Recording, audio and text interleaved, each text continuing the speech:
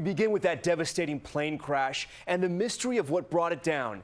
Pieces of the Russian passenger jet scattered across the Egyptian desert.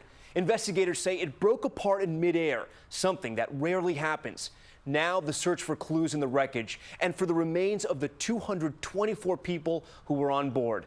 The jet's black box is already in hand, the first bodies returning home. An ISIS group quickly taking responsibility, but that claim is being met with skepticism tonight. ABC's Alex Marquardt starting us off from Sharm el-Sheikh, Egypt tonight. The charred debris scattered over 8 square miles across the barren and hilly desert. Today, Russian investigators on the scene inspected the wreckage. The plane split in two. A Russian aviation official said the Airbus 321 broke up in midair. But why? There are few answers tonight. The Metrojet flight took off just before 6 a.m. on Saturday from the popular resort town of Sharm el-Sheikh for St. Petersburg. Families posted final pictures before they took off, including this father and daughter as they boarded the plane. It climbed steadily to 31,000 feet before it started to quickly lose altitude. And 23 minutes after takeoff, it disappeared from radar. Looking at the tail section sitting alone in the desert is very telling.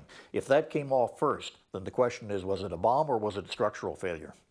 The ISIS-linked group in the Sinai quickly claimed responsibility, but intelligence officials say they don't have the missiles that could take out a plane that high. Egypt says no distress call from the cockpit. But today, the ex-wife of the co-pilot told Russian TV he had repeatedly complained about the technical state of the plane, including on the morning of the crash. Russia declared today a national day of mourning as families grapple with their devastating losses.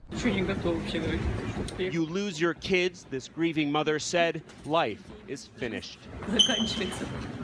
Those black boxes will now be taken back to Moscow to try to unlock the mystery of this crash. In the meantime, 4 major international airlines have announced they won't be flying over the Sinai Peninsula until more is known about what happened. Tom?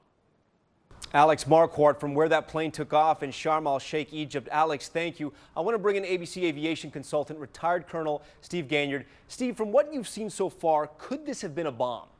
It could be, Tom.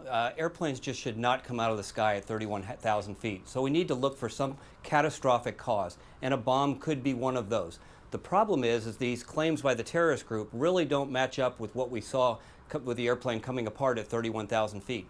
The other thing they'll look at is some sort of major structural failure that would have caused the airplane to come apart. Now, Steve, we know investigators have the black boxes, but in your opinion, will that matter? This mishap may have occurred so instantaneously that there may not be any data that would be helpful on the black box. What's going to be more important is going to be the wreckage on the ground, how it's laid out. There are things like bomb residue. So the real investigation now needs to shift to the ground and to the desert and recreating what happened in this mishap. Colonel Steve Ganyard for us tonight. Steve, thank you.